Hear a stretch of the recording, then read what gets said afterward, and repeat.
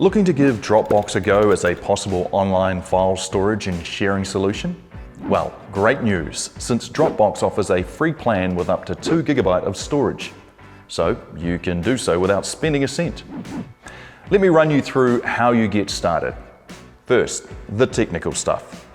Sign up on the Dropbox website. Install the program on your computer.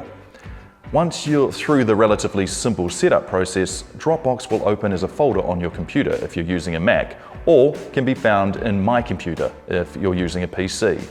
Right, that's the boring part out of the way. Now to learn the basics of how to use it. Let's start with uploading and storing a file.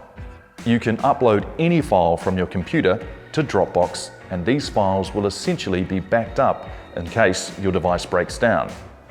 The green check mark, well, that shows that these files are safely Dropboxed. These files will be synced across all your devices, wherever you are connected to the internet, making them accessible via your tablet or your mobile phone. Now share a file. Open up Dropbox, double-click on the file you want to share and click the Share button. From there, simply add the email address of the person you want to share it with. Type a message and click Share. They'll instantly receive an email with a link to view the file, and it'll appear on their web browser.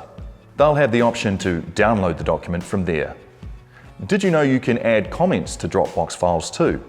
Double-click the file and type a comment on the right-hand side of the screen.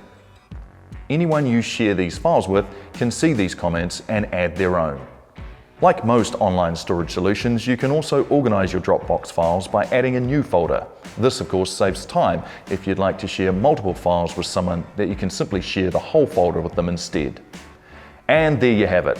All you need to know to get started storing and sharing with the first-class digital business solution. Hope it helped.